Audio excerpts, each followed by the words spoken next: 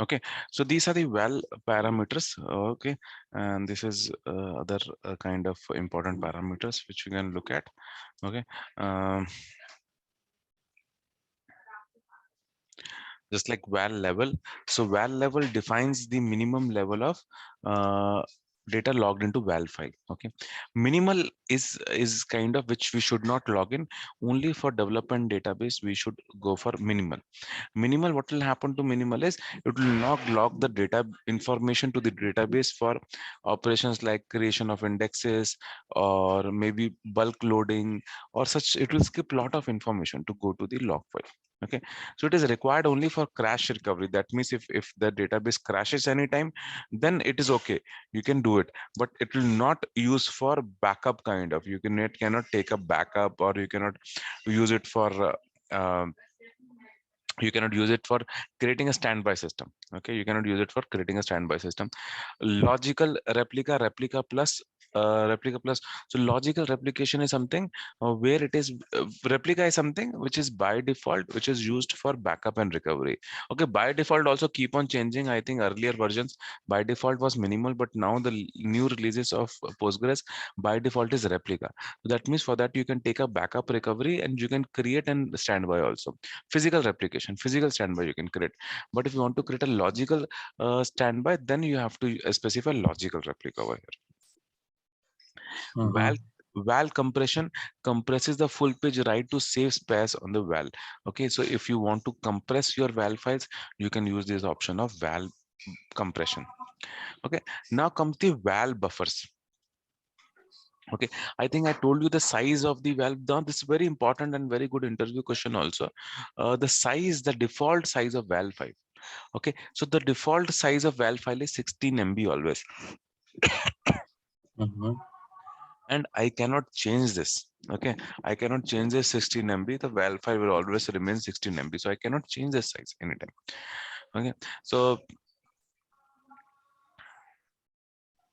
okay, so this is 16. So valve buffer is the memory size on the on the buffer. Okay, so this is a part of your shared buffer. Val buffer is a part of a shared buffer which store some memory into the shared buffer, and that is always 132 132 30th of the shared buffer sizes. Like if the size of the shared buffer is 1 GB, so 1 GB divided by 32. Okay, that would be the size of the val buffer. Okay, Mm-hmm. okay, but you can change this size. Okay, but you can change the size of val files. Max val size. Now max, I was thinking to talk about max val size, but yeah, this is val buffer. So val buffer is the memory space on the shared buffer. Max val size is the soft limit for the val files. Then val files, that will be the maximum amount of segment that would be kept in the in on the disk. Okay, that amounts to 1 GB.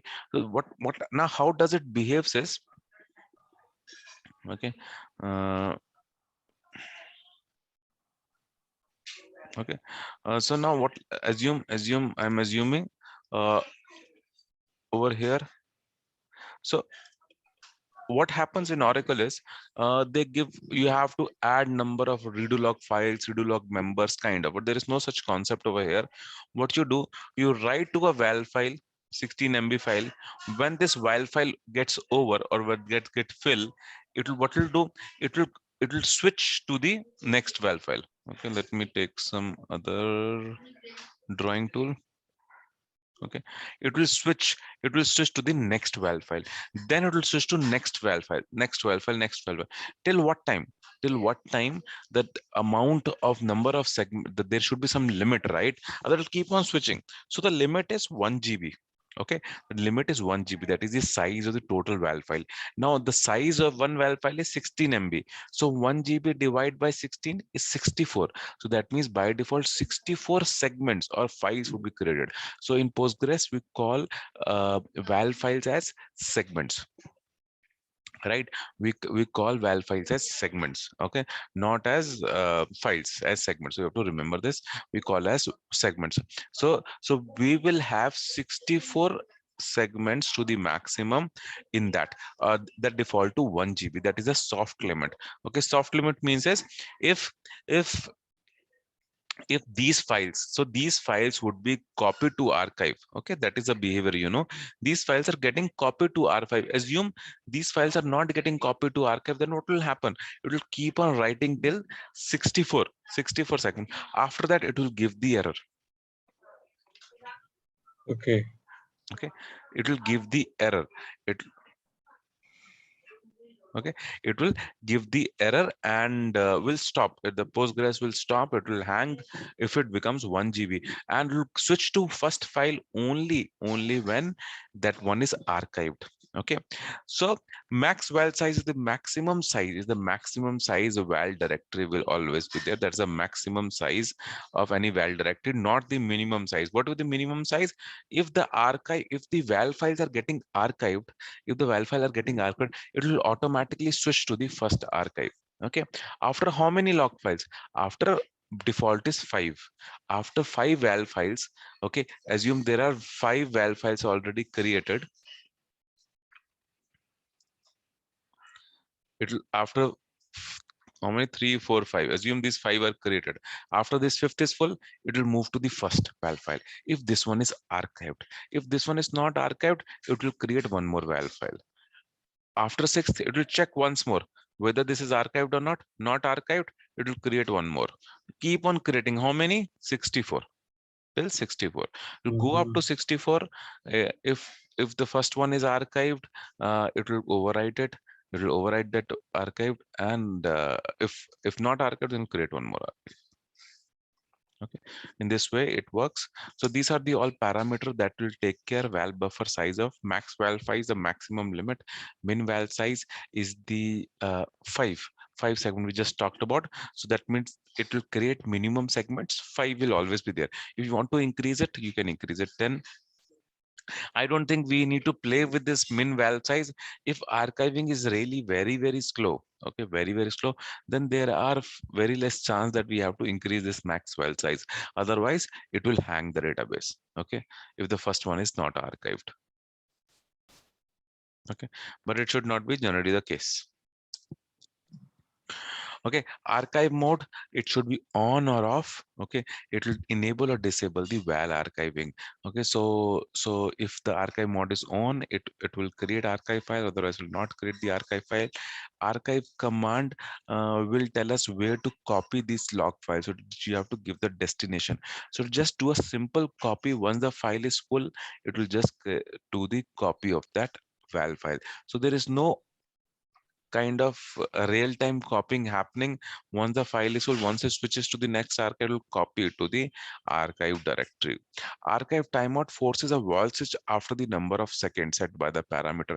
Assume that is, that it is getting very risky, because if anyways there is no multiplexing of the archive file, and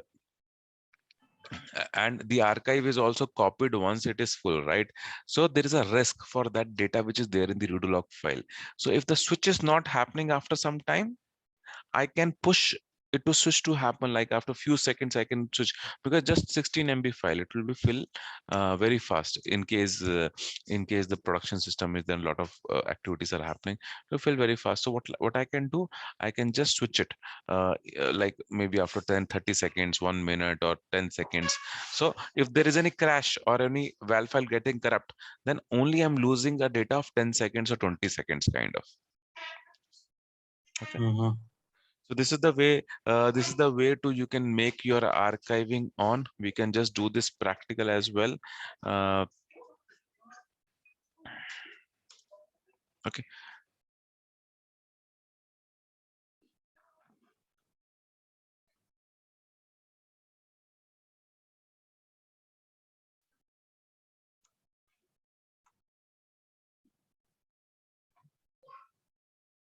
Hello.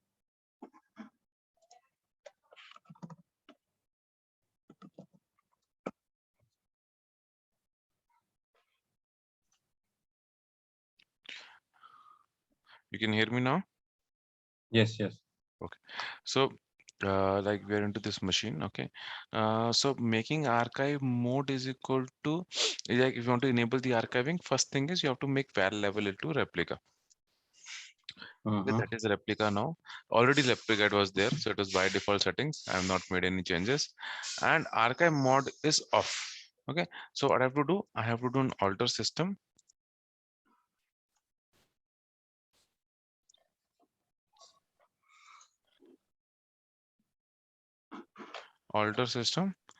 set archive mode is equal to on. Okay, so if we see the context from pg underscore settings, where name is equal to archive mode. Archive mode. Okay, just a minute. Maybe I just wanted to see if the set, if the context is post master, then we need to restart the cluster. So where name, it is, anyways, it is postmaster only. See, it is postmaster. So now to make it effective, I need to restart the class. Otherwise, it is not showing the same thing to me, right? Next thing Uh-huh. is archive destination. Okay, where the archive would be placed. Okay, so that will come from the archive command. Okay, I'll see archive command. Right now there is no value in the archive command, so I'll say set archive command. Maybe let me create one directory for archive. Okay, let me say u01 archive and this database, maybe 5432.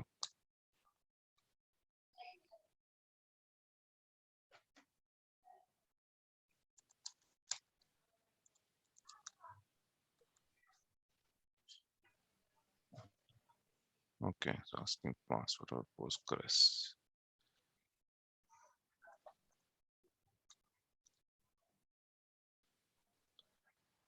I think I need to go to root to create this directory, or let me set the password of postgres. It will become more easy for me.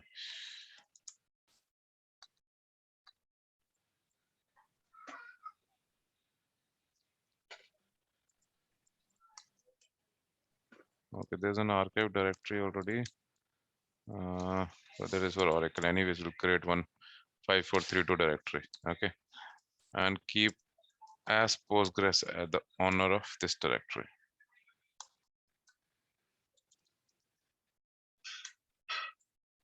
Okay, and so we have this directory user1 arc and 5432. So we'll go to PSQL again. I do alter system set archive command is equal to cp %p. %p stands for the source val files. Okay, that is always %p, and the target is u01 archive 5432. So that is the port number of this, because there is no name to the cluster, so I just given the name of 5432. Okay, so One 5432. second, Arnav. Yeah.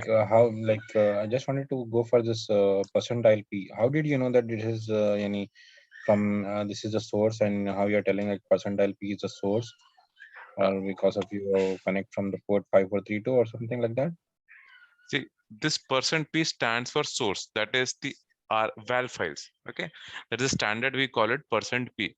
Okay, so Postgres will automatically identify, because by default, if you go to the data directory of Postgres, okay, you have to go to the data directory, which is where lib pgsql 12 data. There would be a directory for pgval.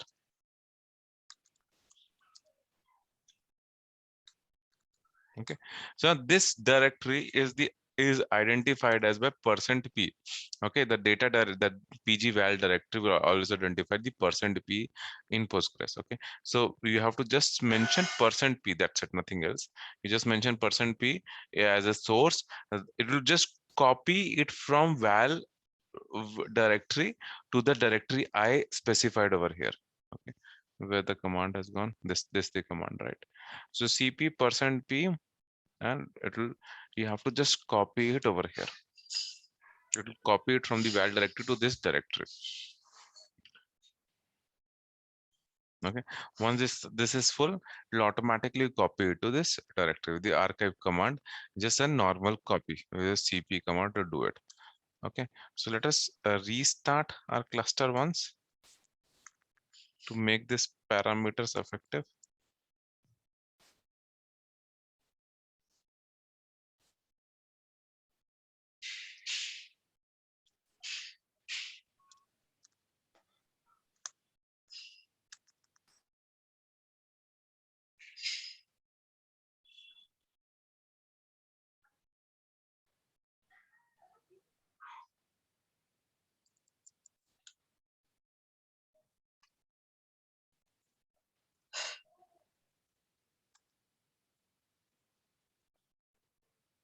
You see, this parameter is now effective now. And archive mode. Okay, now your archiving is enabled. That now these only 2-3 steps are required to enable your archive. Okay, to enable your archive, you have to set the log file as a replica, then archive mode is on, and then you have to set the archive command. So now you will see, once these five files are reached, then it will start creating the uh, the archive files. Okay, you start creating the archive files, but I cannot show you because uh, we have to generate actually five archives actually. Okay, let us see there is there's a command to switch log file as well. I'm not able to remember. Mhm. There is a command to switch your val file as well. Yeah, in this way you can switch. Select pg switch val. In this way you can switch your val file as well. Okay, but if the Mhm. val file is empty, it will not switch actually. It will just override. Then you can see this two arc. One, this val file is being created. Okay, you can see the size as well. It is always 16 MB, right? So if you Mhm. want, you can make some changes. You can create one table. Okay, then you can let us do switch once more. Okay,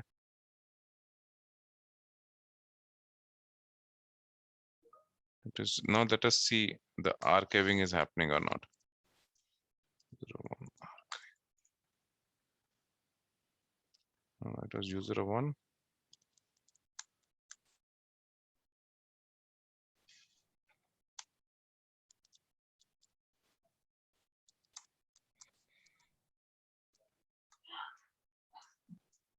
I think it will wait for that 5 log files at least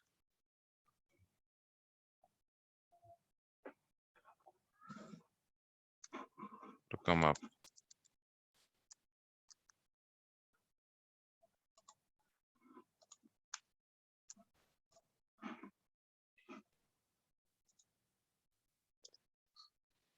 Okay.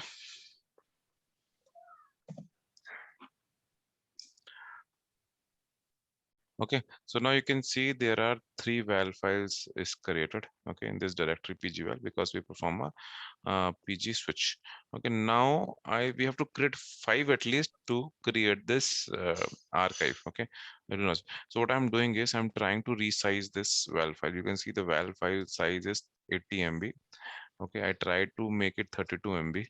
Okay, so that only there after 2 files only, because one is 16 MB, so 2 is 32 MB, right?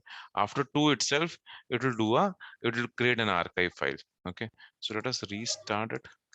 I think it's either a reload or restart is required. Okay, let us restart on the safer side. It's a production development only, so we can restart. Okay, so now we can see min val size. Okay, so now after 2, it should create an archive. Okay, so now you can see the files are being created over here in this directory. These all files are being copied in 543 directory. Okay, so this way we can enable the archiving, and you can switch the log files. I just to have the archive quickly, I just change the size of minimum val size. So after that, so what does the minimum val size denote as? Minimum val size denotes as after that the archiving will start. The archiving, just like I keep only two, so that means is after two itself archiving will start. Okay, even if there are only two log files, the archive will start. Okay, it will keep two archives. It will start overwriting the first one now. Only it will keep minimum two. Minimum is minimum two. It will start archiving the first file. Okay, and start overwriting the first file. If the first is not overwritten, not archived completely, it will create one more. Okay, it is minimum. Okay, it will create one more. It will go up to maximum. Okay, maximum is by default 1 GB. Okay, so Mm-hmm. you know that maximum is max val size and 1 GB, right? So 1 GB, one single file is 16 MB. 16 MB divided by 1 GB is 64 files. Okay. So this is all about enabling the archiving. Uh,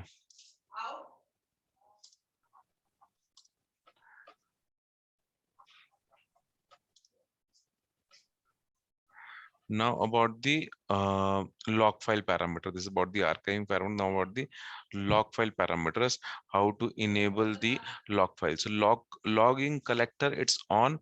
Okay, so it should be on to enable the logging. Okay, to enable the logging of your database, like whatever changes are happening to database, whatever is happening, it will create log file with the logging collector is on. So this is also keep on changing with the versions. Okay, so it's by default it is on. Okay, if it is off, no log will create it. So log file will only be created once this is on. Okay, and then the next parameter is log directory, which is also very important, which will tell you where your log files are created. Just like you can say a kind of an kind of in alert log file what is there in Oracle, right? So just like that only, you can just see in the log directory the name mentioned, the name of the mention of the directory, that is by default it is log. Okay, if let me show you, let me go to the machine once.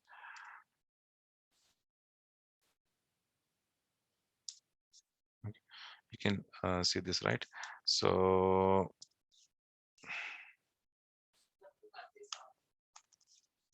you can see show logging collector, it is on. Show log directory. Okay, this one is log. So there would be a log directory created within that data directory. So where are data directories? Where is our main Postgres cluster directories? Var lib. I don't remember what was that. Var lib PGSQL. Okay, 12 data. Okay, you can see there's a log directory created over here. So you can see all these are log files present over here. Okay, Mm-hmm. so you can see whatever it is doing, it is starting the redo log file. Okay, it is showing you redo log file role Oracle does not exist. Okay, whatever commands, major commands, shutting down the system, archiving, it is just showing you what archiving is there.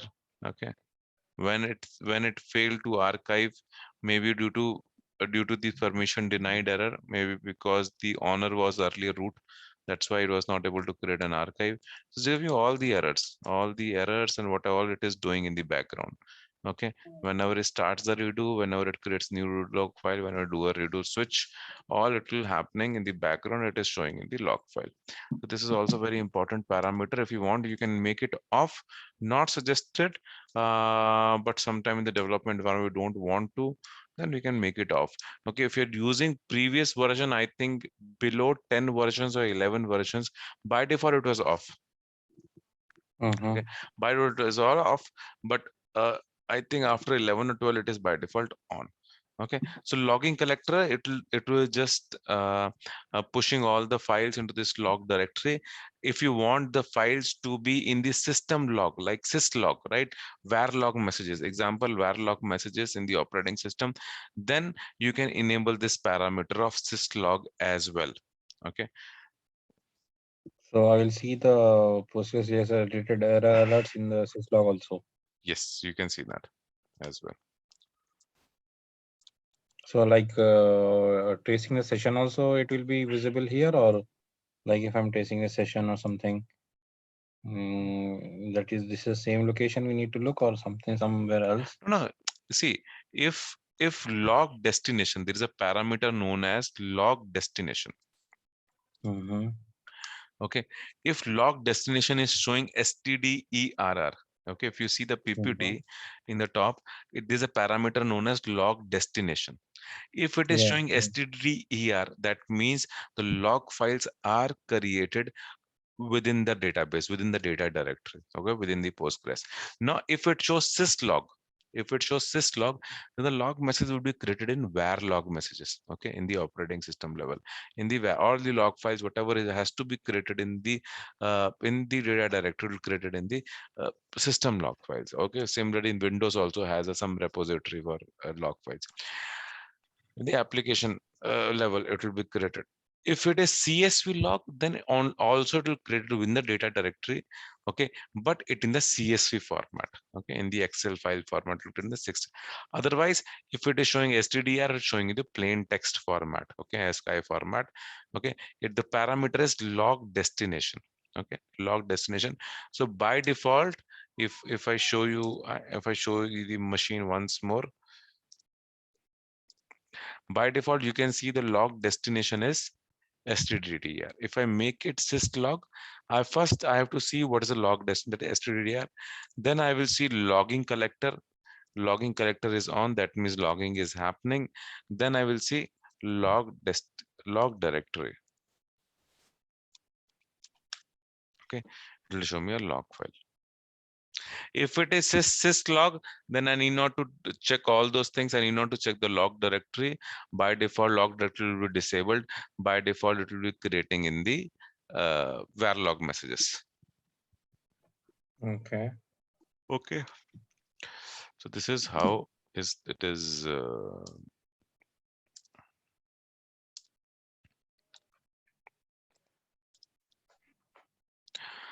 Okay, now there are other parameters like search path is something very deep parameter, like it is more confusing. We'll discuss once we study about the databases. Okay, then I will study about this. Then default table space is the name of the tables in which objects are created by default. Temporary table space is if you want to have some temporary tables in your temporary objects. You can have a temporary table space parameter. You can have a default table. So you can have a statement timeout parameter as well. This will make sure that your statement is not going into a long running query kind of, okay, it's just like it is not becoming never ending. So you can just put a limit, upper limit for the queries as well. So now there are some internal parameters. I discussed that there are some internal parameters as well, which cannot be changed once it is once the cluster is created. But if you want to change this parameter before the cluster getting created, you can change them, okay, you can change them. So some of the parameters like wall segment size, okay, wall segment size is some of the parameter which can be changed while creating the cluster. So you can use initdb. I think we have done the chapter 1 to create the cluster.